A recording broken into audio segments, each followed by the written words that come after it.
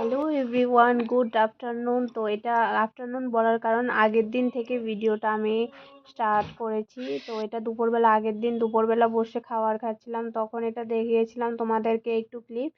আর দেখো বাইরে কত পরিমাণে মানে এত আলো দিচ্ছে, এত রৌদ্রটা দিচ্ছে, ঠান্ডার ভিতরে বসে বসে বাইরে খেতে মজাই আলাদা এই ঠান্ডার মধ্যে। তো আমি সেই জন্য বাইরে বসে গিয়েছি, বাইরে বসে আজকে খাওয়া দাওয়া করছি। আর চারিদিকে দেখো সব কাপড় চোপড়, মানে আমাদের বাড়িতে অল টাইম দেখবে কাপড় চোপড় ধোয়া থাকবে। এরপরে গিয়েছিলাম দুপুরবেলা একটু ছাদে গিয়ে একটু রিলস বানালাম।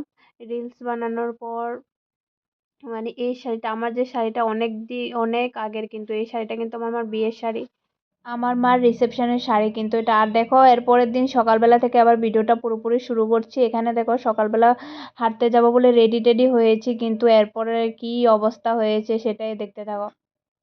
রেডি হয়ে আমি অলমোস্ট রেডি, ও এখনো রেডি হয়নি। তো আমরা রেডি হয়ে এখন যাবো 4:30, পুরো অন্ধকার। তোমাদেরকে একটু পরে বাইরের সিনটা দেখাচ্ছি।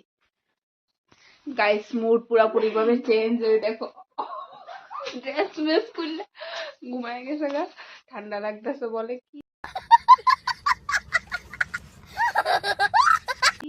আড়াইশোটার লোকে পড়ছি আমি বুঝি না। তো আমি ওখানে ঘুমায় যাবো, প্রচন্ড ঠান্ডা লাগতেছে। আর মর্নিংও দরকার নাই বাবা। कैसा लगा मेरा मजाक? এটা খুবই খারাপ। দেখো একটা সরো।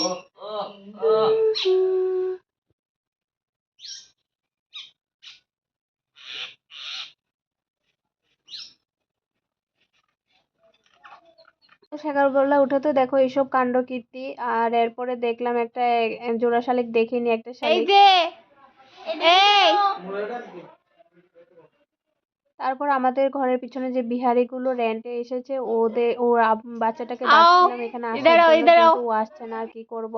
তো ওর সাথে অনেকক্ষণ কথাবার্তা বলার পর ওই যে শাড়িটা পরে রিলস বানিয়েছিলাম যেটার কথা বলছি, সেটা কিন্তু আমার মার রিসেপশনের শাড়ি। দেখো কত বছর আগের শাড়ি, সেই শাড়িটা পরে আমি ভিডিও করছিলাম। ওই দেখো মোবাইল মোবাইল মোবাইল খেলা করবা, করবে খেলা করবে।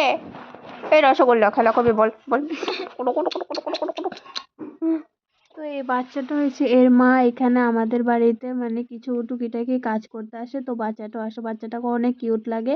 তো দুপুরবেলায় আমি স্নান টান করে চলে এসেছি, এখন পুজো টুজো দেবো। পুজো দেওয়ার জন্য ফুল টুল পেরে নিয়েছি সবগুলো, সব ফুল পাড়া হয়ে গেছে, সবাই যে যার মতো পুজো দিয়ে ফেলেছে। আমার জন্য কিছু ফুল রেখে দিয়েছে, তো এগুলো আমি কিছু ছিঁড়ে তারপর পুজো দেওয়ার জন্য বসে গেছি। এখানে দুপুরবেলা যেহেতু হয়েছে, এটাও কিন্তু পরের দিনের ভিডিও। আগের দিন তো শুধু খাওয়ারটা একটু ভাত খেতে বসেছিলাম, ওটা দেখিয়েছি। আর এটা কিন্তু পরের দিনের ভিডিও, মানে আজকের ভিডিও এটা।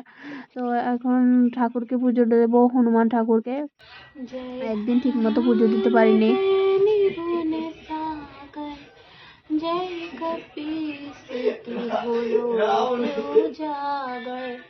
তো সেই জন্য আজকে ঠিক মতো পুজো টুজো দিলাম। পুজো টুজো দেওয়ার পর তারপরে কি হয়েছে, দুপুরবেলা দেখো কোথাও জায়গা ছড়ানো। নেই, তো কি আর করবো, এখন যেতে হবে আমাকে ছাদে, সব কাপড় চোপড় শুকোতে দিতে হবে। এক বালতি কাপড় চোপড় দেখো এখানে, সবকিছু আমাকে নিয়ে যেতে হবে এখনই। ওইখানে গিয়ে তোমাদের সাথে আবার কথা বলবো। স্নান টান সব শেষ, এখনো খাওয়া দাওয়া হয়নি। যাব গিয়ে আগে কাপড় চোপড়গুলো শুকোতে দেবো, তারপর খাওয়া দাওয়া করবো।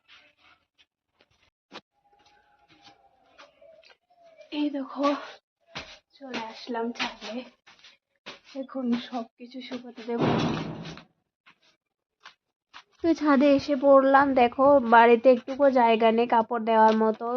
সব কাপড় চোপড় ধুয়ে দিয়েছিলাম, তো এগুলো দেওয়ার মতো বাড়িতে একটু জায়গা ছিল না। তো ছাদে এসে পড়েছি, ছাদে এসে এখানে সব কাপড় চোপড়গুলো ধুবো। ধুয়ে কতক্ষণ লাইভে থাকবো, লাইভে থেকেছিলাম।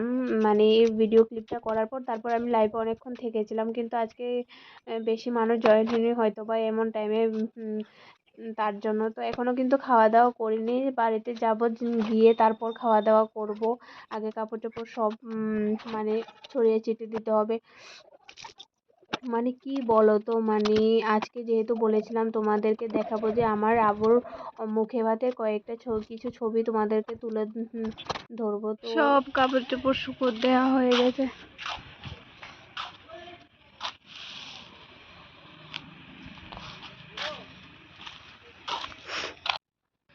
তুই আয়, আসো উপরে আসো। হ, কি করবি?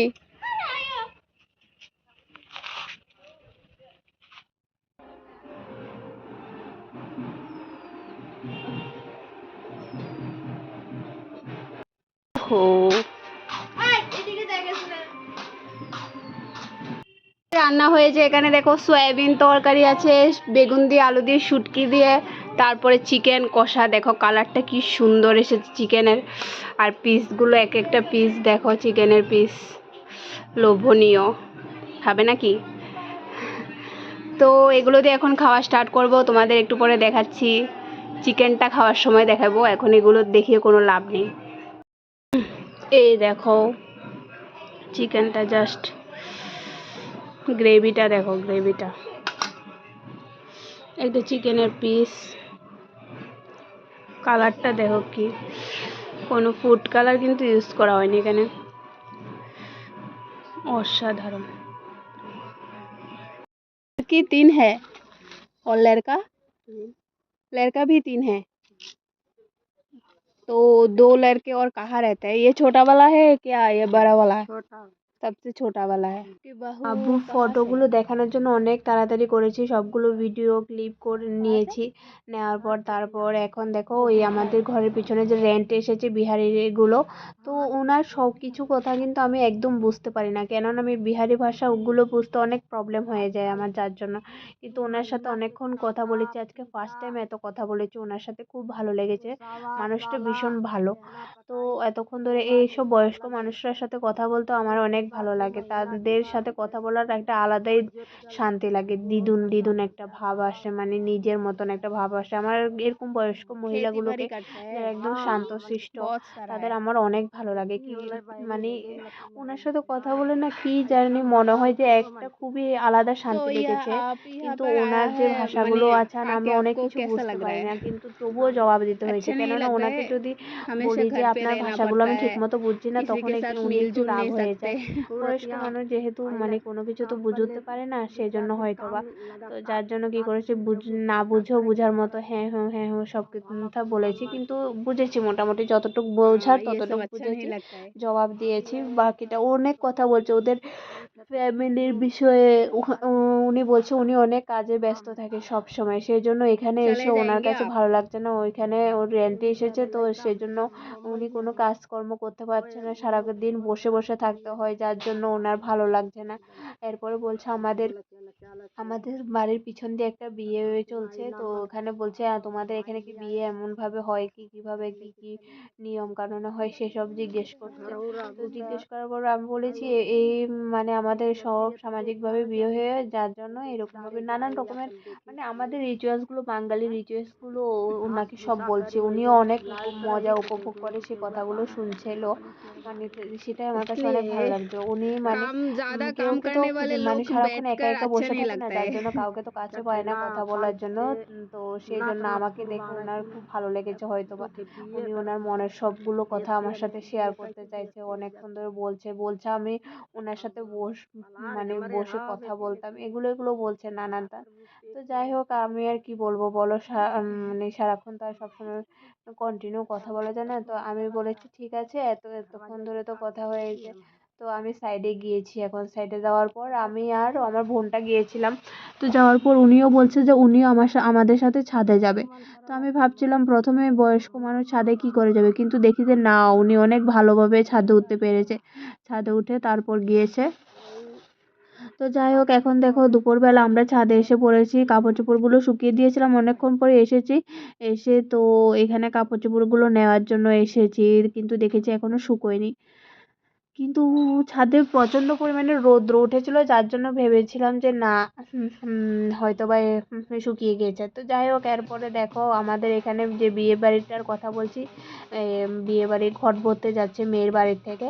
তো এই দৃশ্যটাও তোমাদেরকে একটু দেখিয়ে দিলাম, কেননা আমি কিন্তু বিয়ে বাড়িতে যাবো না, আমার ভালো লাগছে না, ভালো লাগে না বিয়ে বাড়িতে যেতে।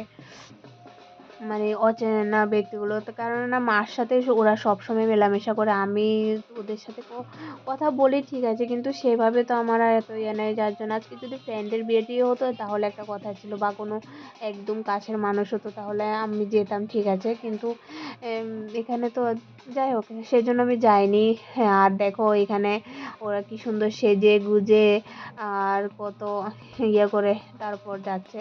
তো এগুলো বসে বসে দেখছি আমি, দেখার পর ও বলছে কি ওর নাকি ক্রাশ খেয়ে ফেলেছে ডিএসএলআর গুলো দেখে।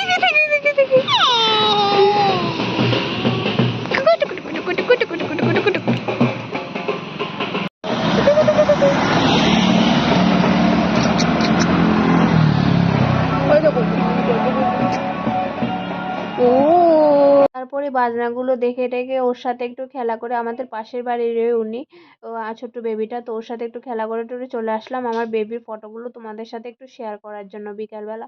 তো এখানে বসেছি, বসে দেখো ওর ফটোগুলো দেখাচ্ছি, এটা ওর অন্নপ্রাশনের ছবি, এখানে ওর ওর বাবার সাথে। এটা হয়েছে আমার মা ওকে নিয়ে তখন ছবি তুলছিল, মানে অনেক স্মৃতি জড়িয়ে আছে। তো এটা হয়েছে আমার একটা বড় পুরীর বড় জাল, অনেক ভালো আমার ভাসুর, এই দুজন মানুষ অনেকই ভালো। তো এগুলোর সাথে ছবিগুলো মানে এগুলো দেখে না অনেক কিছু মনে পড়ে যাচ্ছে, জীবনে এত স্মৃতি, ওকে নিয়ে এত স্বপ্ন দেখেছিলাম, মানে সেটা কখনো বাস্তব করতে পারবো না, এটা কখনো কল্পনাও করতে পারিনি। এমনকি এত আশা করেছিলাম যে ওর জন্য, এত আশা করেছিলাম, এত কিছু ভেবে নিয়েছিলাম, এটা ভেবেছিলাম যে জীবনে আমি যা যা করতে পারিনি সব ওকে নিয়ে, সব আনন্দ ফুর্তি সব কিছু ওকে নিয়ে আমি স্বপ্ন দেখেছি, ওকে এরকম করবো, ওকে মানুষের মতো মানুষ করবো, ও যেটা চাইবে ওকে সেটা দেবো, ওর এমন কোনো কিছু বাকি রাখিনি। মানে সব কিছু ওর সব আশা ভরসা সব আমি নিজের স্বপ্নগুলো দিয়ে সব পূরণ করতে চেয়েছিলাম ওকে নিয়ে। আমার যা যা স্বপ্ন ছিল যেগুলো আমি পূরণ করতে পারিনি, তার থেকেও বেশি ওর জন্য আমি স্বপ্ন দেখে ফেলেছি। এমনকি ওর জন্য স্কুলের জলের বোতল, টিফিন বক্স, নানান সব কিছু আমি আগে থেকেই কিনে ফেলেছি। সবসময় ভাবতাম এই জিনিসটাই যে ছোটবেলা থেকে ওকে গুটি গুটি পায়ে দেখবো, ছোট একটা স্কুল ব্যাগ নিয়ে যেতে দেখবো, স্কুলে যেতে দেখবো, দুষ্টু দুষ্টু মিষ্টি কথা বলতে দেখবো, স্কুল থেকে এসে মাম্মাম বলে ডাকবে, ওকে স্কুটি করে নিয়ে দিয়ে আসবো স্কুলে। তারপরে নানান স্বপ্ন, অনেক কিছু স্বপ্ন দেখেছি, যে স্বপ্নগুলো যে হঠাৎ করে এভাবে চলে যাবে সেটা কখনোই ভাবিনি, কখনোই না।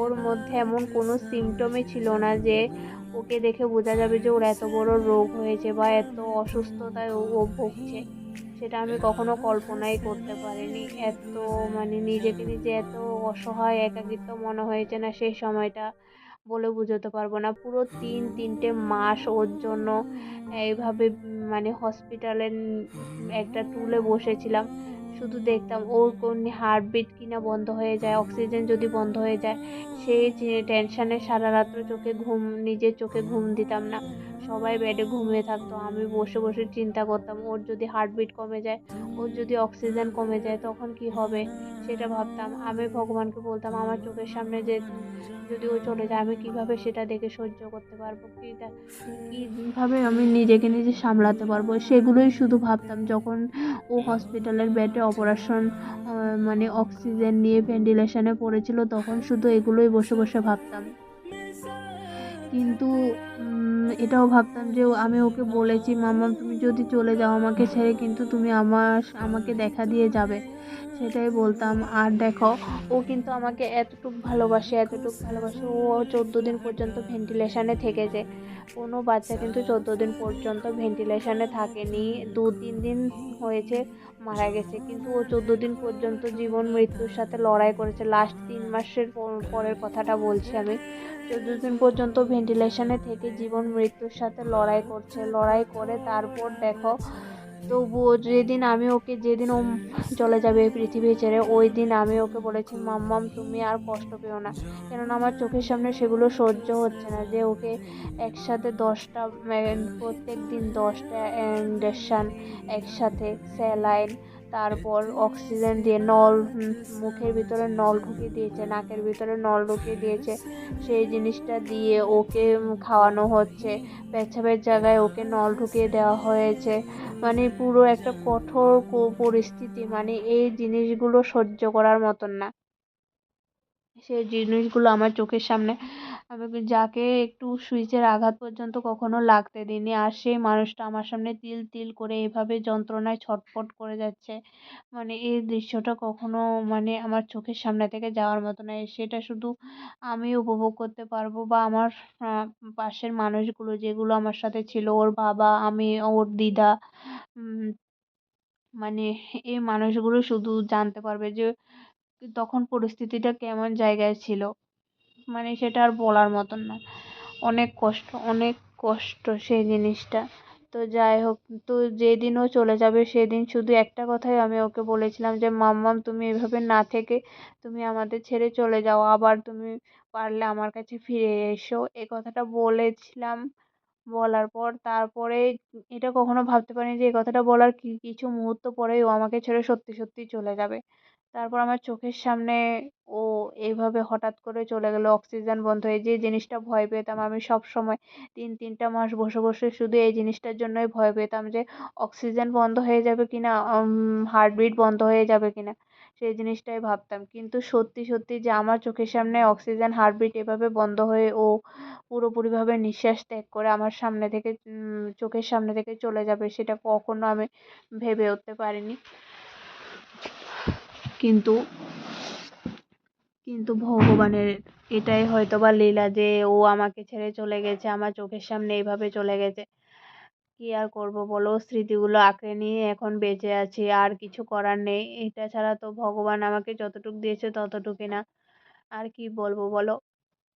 তো দেখো, এগুলো সব ওর অন্নপ্রাশনের সব স্মৃতিগুলো, যেগুলো আমি মানে আমার পেন ড্রাইভেও সবগুলো পুরো ভিডিওটা আছে, ওর পুরো ভিডিও পেন ড্রাইভে আছে, কিন্তু পেন ড্রাইভ থেকে মোবাইলে নেওয়া যাচ্ছে না এখন, যার জন্য তোমাদেরকে ভিডিওগুলো দেখাতে পারছি না আমি এখন আপাতত। কিন্তু কোনো এক সময় দেখাবো তোমাদেরকে পুরো ভিডিওটা, এখন শুধু ফটোগুলো দেখাচ্ছি। আর এখানে কিন্তু যারা যারা আমার প্রিয় মানে মানুষগুলো, তাদের ফটোগুলোই আমি শুধু দেখিয়েছি, তাদের ছবিগুলো এখানে তুলে ধরেছি। কিন্তু যে মানুষগুলো আমার জীবনে কাল হয়ে দাঁড়িয়েছে তাদের কিন্তু কোনো ছবি আমি এখানে তুলে ধরিনি। যাই হোক, এটাও কোনো এক সময় বলবো। এই ছবিগুলো আমি ক্যাপচার করতে চাই না, কারণ এখানে অনেক বাজে বাজে কিছু মানুষ আছে যেগুলো আমার জীবনে কাল হয়ে দাঁড়িয়েছে। সেই মানুষগুলোকে আমি দেখাতেও চাই না, ক্যামেরাতে আনতেও চাই না।